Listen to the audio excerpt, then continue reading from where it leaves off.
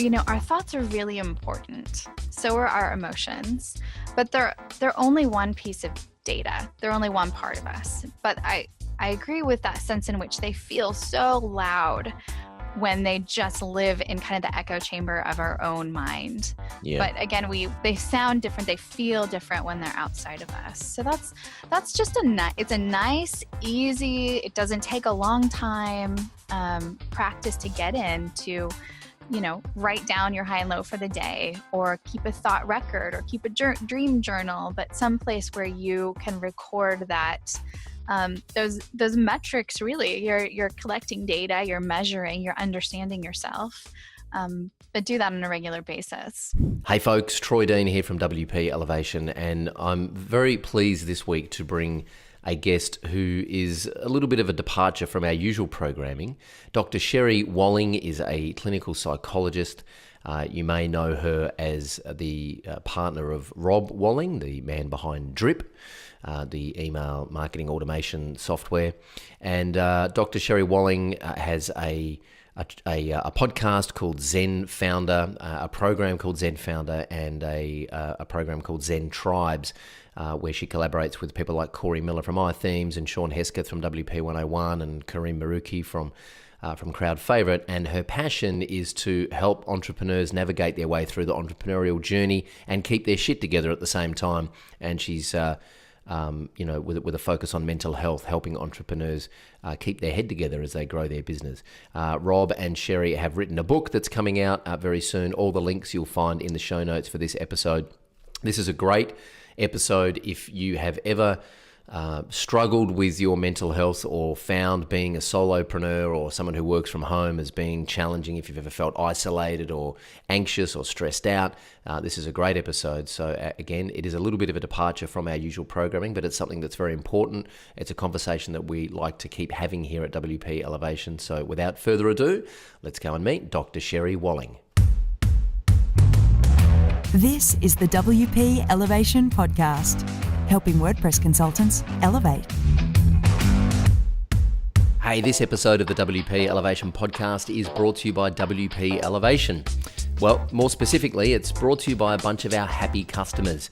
See, frankly, I feel a little bit awkward telling you how great WP Elevation is, because you're probably not going to believe me, because WP Elevation is my baby. It's something that we started over 3 years ago. Of course, now we're a team of coaches and mentors, and we have hundreds, and by the time you're listening to this, probably thousands of members all over the world. But it still really is something that I'm very passionate about. And of course, if you join WP Elevation, we make revenue and we make profit. So it's a little bit awkward if I tell you how great it is, because you probably think I'm just trying to sell you on it. And partially I am, because I know how beneficial the program is. So what I'd love to do instead is just introduce you to some of our customers. So if you go to wpelevation.com/thepodcast, all one word, you'll be able to hear some of those stories from our customers and hear for yourself how WP Elevation has impacted their business and changed their lives. I hope you enjoy that, and I hope you check it out at some point. Right now, let's get back to the podcast. Hey folks, Troy Dean here from WP Elevation, and I'm very pleased to have with me on the podcast this week, Dr. Sherry Walling. Hey, how you doing? Hey, I am so glad to be with you. Thanks, Troy. Thank you for joining us. Now, for those that don't know, the elephant in the room is that most of our audience will be more familiar with your husband than you. So let's not spend the next half an hour referring to you as Rob's wife. Why don't you tell us who you are in your own right and why you're here? And then we can refer to Rob as your husband. Exactly. Yeah. Well, in addition to being Rob's wife, and I don't actually mind that too much, because we are quite a team. So, we work together a lot, and we're a good team. But in addition to being Rob's wife, or rather what I bring to the partnership is I'm a clinical psychologist. So I have a PhD in clinical psychology, and I work a lot with founders, entrepreneurs, executives, people who are trying to make their way in the world of business, usually around issues of stress and anxiety. So my job is to help people calm down for the most part. And then I do that through a variety of things, which I'm sure we'll talk about. But I am the voice behind Zen Founder, the podcast, and then I run the Zen Founder consultancy. Awesome.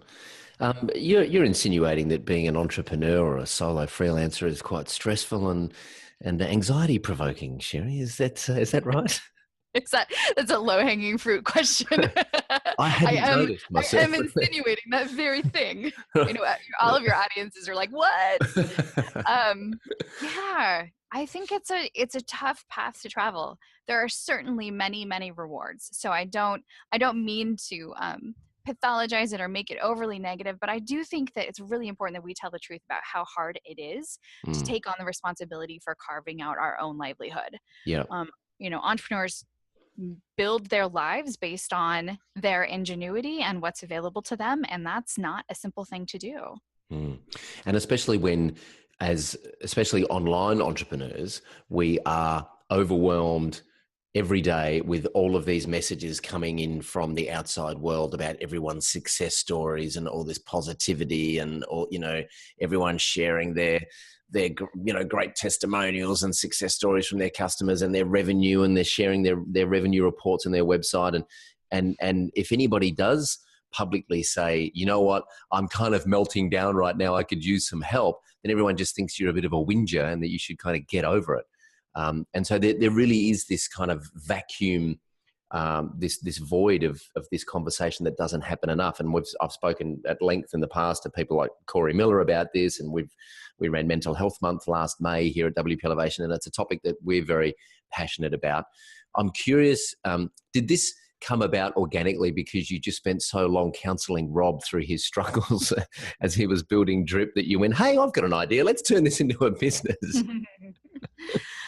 Not really. Thankfully, Rob does pretty well. And I think one of the things we've learned in our marriage is like, I cannot be his counselor or his mastermind. Like, he's got other people for that. Yeah. But I think the way that I ended up coming into this as more of my full-time vocation was kind of in a circuitous route, as most of us do. The first part of my career was as an academician, and so I was a professor, and I spent a lot of time doing research and writing papers. Wow. And really have this sort of deep curiosity about how people function and how we can better understand people. But a big piece of the work that I did was about traumatic stress. So people who had undergone really difficult things, lots of loss and struggle. And I got really curious about how we can prevent long-term mental health problems when people are under stress, right? Big stress is a predictor of bad outcomes, whether that's a shorter length of your life or it's more depression, it's more anxiety. But that isn't like an absolute fact. There are these variables that make it more or less likely that we'll have long-term problems. So this is a long way of saying, I started asking these questions, I think, in different populations before I was asking them about founders. So I asked them about physicians or military officers or other people who had very intense jobs. And I think it was 2012 when I found Rob crying in the office, which is not a common event. He's double engineer, very matter of fact, not a lot of tears. And not anybody can relate to that. But he had just learned that Aaron Schwartz had taken his own life. And, you know, I sort of listened to Rob talk about this thinking like, okay, this is very, very sad. Obviously, I understand why you're sad, but like, who is Aaron Schwartz and why does this mean so much? And I think for him, he was one of us, like he was one of our people, this like bright, young, I'm going to be creative and make my own way in the world. And of course, for those of you who don't know that name, Aaron is the founder of Reddit, among other things.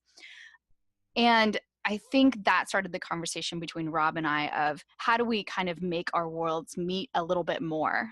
He had, of course, already started MicroConf and was very much into supporting solopreneurs and freelancers and helping them run their business as well. And we just started asking the question of how can we do this together, or take what I know and what I'm doing in these other communities and bring it into the founder space. And did you have any hesitation about, as a couple, did you have any hesitation about those worlds colliding? We work together carefully, which means that we work pretty differently and we work pretty separately in the sense that it's sort of like, you have this task, you go do that. I have this task, I'll go do this. So it's a lot of divide and conquer, both in our personal partnership together and in our work partnership together. So no, I don't think we had a lot of hesitation, but I do think that like I've had to be an entrepreneur on my own because, Rob doesn't run my business for me. I have to figure that out by myself. And I like the way you said that you work together carefully, because it does require care, and you need to put a bit of thought into it. It's a mindful exercise. I've been trying to get my wife to come and work in our business for the last 8 years, and her standard answer is, well, we can work together or we can stay married. And I choose the marriage, so we don't work together. Now, I'm curious, so when you decided to start Zen Founder and you decided to go all in and have this conversation with the entrepreneurs, what were you doing? What did you give up to do that? What did you transition away from to do this? I really did take a stair-step approach, to be honest. So I started with a couple of conference presentations, and then we added the podcast. And then the podcast, has a strong following. We got some legs there. And then Rob sold Trip, and we moved from California to Minneapolis, so from the West Coast to the center of the US. And I left my clinic and my teaching career and kind of everything that I had been building for the 10 years prior to that. And I was okay to do that. I was sort of at a point where I was ready for a change. But it was sort of all of these pieces building on each other. We did one thing and then another thing, and then I did another thing. And then it's really only been in the last 18 months that this has been my full-time vocation. And so what's the to coin a cliche, what's the elevator pitch for Zen Founder? If you meet someone for the first time and they ask you what Zen Founder is, what's your standard answer? We help entrepreneurs with mental health. Nice. So try to keep it really simple. Yeah. And of course, that's a really big umbrella. So then it's like a longer elevator pitch, but that's the quickest, shortest description. And so I've been doing a little bit of stalking in preparation for this podcast, and I've been checking out the website. I know you've got a book coming out, which we'll talk about in a moment. How do you do that? How do you help entrepreneurs with mental health? I think I spend probably like 45% of my time talking to people about how it's important to notice their mental health at all. So I think a big piece of what we do is education. A big piece of what we do is like making this a more normative conversation, whether that's among leaders in the founder community, whether that's at conferences, whether that's, around the dining room table. That's probably like just a big fat chunk of the priority of our work is helping people pay attention to themselves and be able to talk more comfortably about what's happening in their inner world and what's happening in their relationships. So providing a safe space and maybe some what's the word I'm looking for? Some languaging to be able to have those conversations and feel okay about being vulnerable and feel okay about asking for help. Yeah. I mean, I think on a day when I feel sort of like grandiose, like my big picture agenda is to really change the culture around which we talk about emotion and mental health, like very broadly. So, more specifically though, we try to help founders identify the sort of common stumbling blocks that people who are running their own businesses experience and give them some tips and tools, strategies to help make a life a little bit easier. What are some of the common things that you see? What are some of those common brick walls that entrepreneurs hit that tend to send them into a state of mental health which is suboptimal? I think loneliness is a big one. I know you've talked about that a lot on the show. It's unfortunately something that is really common among freelancers and folk who are working alone. But even people who are running teams, I think, can feel a lot of isolation. It's not limited to people who, work in the spare room in their own house. Certainly anxiety, fear of failure, fear of success, people who self-sabotage or get to a point where they're really on the cusp of something great and they get scared and they're not sure what to do about that or how to reach out. And apart from the obvious, which is, which is reaching out and surrounding yourself with, fellow monkeys in your tribe and getting support and getting help, which is sometimes really difficult to do because it does require you to be vulnerable and to admit that you need some help, which is, I know I spent a long time trying to figure out how to do that. And eventually I got myself into a place where I could do that. And it was the best thing I ever did. But if you're just not quite there yet, what are some of the more practical things that you can do to manage your own, if you're just feeling like something's not quite right and you're not performing at your optimum and there's something going on in your mind and there's little voices there that are giving you messages that you're not quite comfortable with, and you're not really in a place where you're ready to reach out and surround yourself with other people or ask for help, what are some of the practical things you can do as a solopreneur, freelancer, or someone who does feel isolated to manage that? Yeah, I think there's some really powerful practices that may sound a little like fluffy, but there's a great amount of science behind them. And one of those practices is journaling.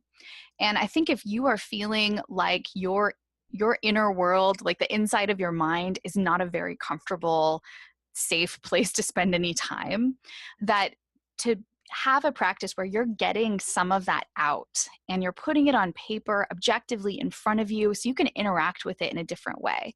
So whether it's those thoughts that seem to sort of float around in your mind that feel critical or feel unkind or kind of feel like, hey, why do I keep thinking this? Why do I keep getting stuck on this? If you can get it out of your inner world and look at it in a neutral, sort of objective way, that's a great practice. Simply beginning to track your own kind of metrics. How are you sleeping? What's your mood like? What are the highs and lows in your day? Really having a practice of paying attention to what's going on inside of you. First of all, like it just feels better. You're kind of purging things that feel mysterious and making them less mysterious when you put them out on paper.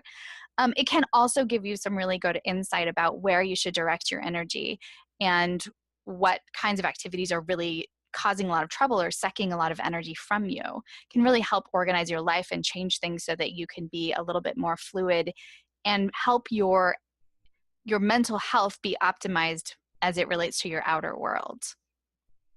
One of my favorite books that I was given as a gift years ago is The Artist's Way by Dr. Julia Cameron. I think she's a doctor. And one of the first exercises in that book is the morning pages. Yep. It's a fantastic exercise, very difficult to do, very difficult to commit to, Yep. but a very useful exercise. So strongly, I'll leave a link to that book in the show notes. It's a fantastic exercise. And I think you're right. There's because you can get, well, from my experience anyway, I can get lost in my own head, and the things that you're thinking in your own head seem more powerful than they actually are. And if you write them down or even speak them out loud, they tend to, and then they're kind of out in the real world in some kind of context.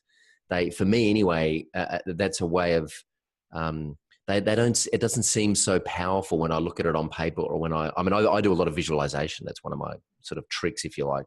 And when I visualize things, I feel like I'm in charge of the thought stream in my head. And what I've learned over the years is that if I'm not in charge of the stream of thoughts in my head, if I just let go and I'm not in charge of it and I'm not sort of driving the bus, then I leave myself open to just whatever the world wants to put in there, which usually is not going to serve me. So I like to be in charge of my own thought stream as much as possible, because at least I know that those thoughts are, hopefully going to serve me because I have my best interest at heart. Which is a very roundabout way of saying I agree with your point, that getting those thoughts out of your head, I found talking to a counsellor very useful for a long period of time. But just getting those thoughts out of your head, they don't seem so powerful once they're out in the real world. Yeah, I think, our thoughts are really important. So are our emotions, but they're only one piece of data. They're only one part of us. But I agree with that sense in which they feel so loud when they just live in kind of the echo chamber of our own mind. Yeah. But again, they sound different. They feel different when they're outside of us. So that's just it's a nice, easy, it doesn't take a long time practice to get into, write down your high and low for the day, or keep a thought record, or keep a dream journal, but someplace where you can record that those metrics, really, you're collecting data, you're measuring, you're understanding yourself, but do that on a regular basis. Do you have a morning routine that you follow? I do. I don't know that it's, I don't think it's a special hack or anything particularly special, but I'm an early morning exerciser. So I get up about 5:30 and I'm at the gym or out running by 6. And, I like that quiet. I'm a little bit more introverted. So I find that I need that space for my brain to wake up, but also to just be internal. And it's certainly, I love the feeling of like getting done with a good workout and it's 7 a.m. and I already feel like, okay, I've done something today. Like if the rest of the day is a wash, like at least I've done this. I've accomplished this one thing. Yeah. So that rhythm is very important to me. I'm so glad you mentioned exercise too, because it's I invest in, I see a personal trainer twice a week and, he's $80 a session. So there's $160 a week I'm investing in a personal trainer. And my wife, every now and then my wife will say, man, you're expensive to run, you are. And I say to her, well, I can spend $160 on a personal trainer a week, or I can spend $160 seeing a psychologist once a week. The benefit of seeing the trainer is that physically there are some benefits as well. I look better in my jeans, okay? Right, correct, exactly. Predominantly, I'm there for my mental health. That's why I go to the gym twice a week and try and run on the weekends, because if I don't, I tend to feel like I'm going a little bit crazy, a little bit, Burko in the head. I get clouded, I get claustrophobic in the head, and I just need to burn that energy. My personal trainer and I have a great relationship. We talk very openly. We're both fathers with young children.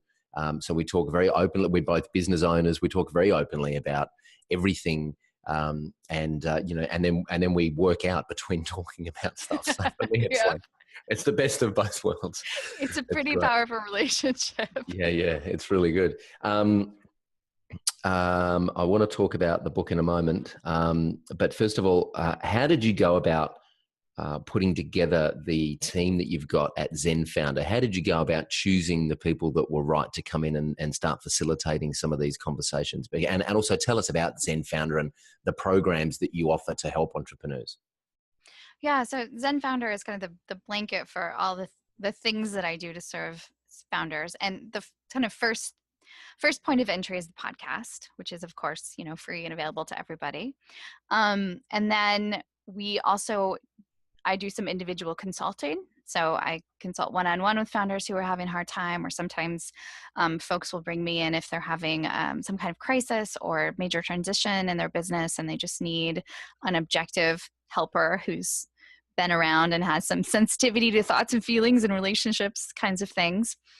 I also plan retreats for organizations, help either individual founders think through how to take a meaningful founder retreat, or I'll help plan a retreat for a team. And then we do Zen tribes. And this is one of the things that I most love doing. And this is where I get to partner with one of my founder buddies. I work with Kareem Maruki and Sean Hesketh and Corey Miller. And I work with them because they're amazing and smart and insightful, and because they really care about founder well-being. So, it wasn't a hard pick. These are just people who care about the same things that I care about. And we wanted to do this kind of work together. So in the tribes, we usually meet for 8 weeks, and it's a little bit of like kind of mental health boot camp. So we actually start by talking about some of the things you're talking about. We talk about taking care of your body and how important your body is to your mental functioning and overall functioning. And then we go through a series of conversations that are really targeted towards the unique challenges that founders face. So they're small groups. They're like 8 people usually, and they get to be pretty close and intimate, connected. Awesome. I know Corey and Sean and Kareem well. I've hung out with them and spoken to them lots about these particular issues, and I can say that you've got an A team there of awesome people who hearts are in the right place and have the war wounds and the been there, done that experience as well. So very impressive to put that together. Talk to us about the book. You and Rob have written a book. It's coming out soon. Is that right? Coming out next week. So Awesome. That's February 21st, depending on when this airs. Great. It's called the Entrepreneur's Guide to Keeping Your Shit Together, how to run your business without letting it run you. Awesome. Good Yeah, title. my 11-year-old came up with the title, so I'm not sure whether to be proud or embarrassed or, it is what it is. That's a great title. I was going to ask if Rob had actually split tested that title at all and, maybe run some A/B testing to find the right one. I really don't think it was that data driven as much as like he said it and we're like, oh yeah, that's cool. That works. So yeah, this is, it's a book that is hopefully the best of what we learned over the course of doing the podcast for the last 3 or 4 years and thinking through like the most basic tips and strategies and thoughts that kind of help keep us together when we are in the midst of the stress of running our businesses. So it's pretty action packed. It's got some personal stories and stories from founders that I know and have worked with. But we definitely tried to make it something that is a good kind of implementable strategies for people to use.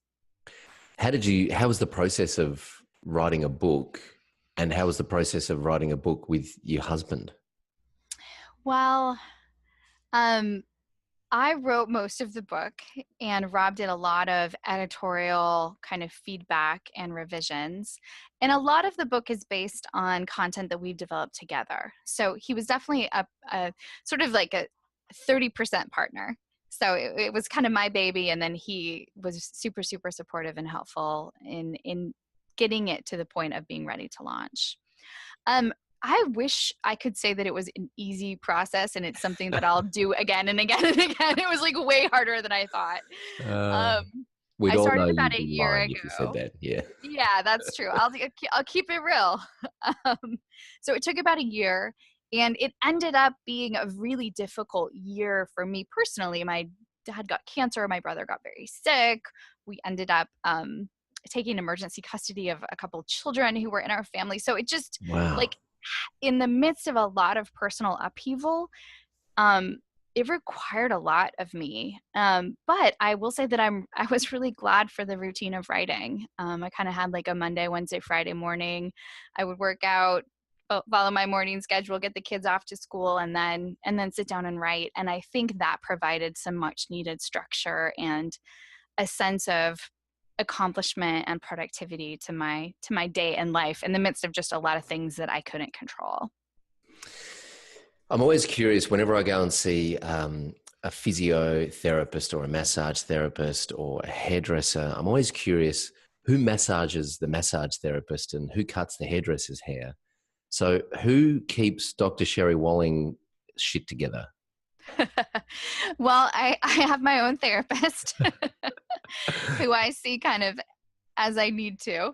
And then I have a small army of great friends. I have 2 kind of best girlfriends here that live near me in Minnesota, and they're both, one's a psychologist, one's a therapist. So, they get it.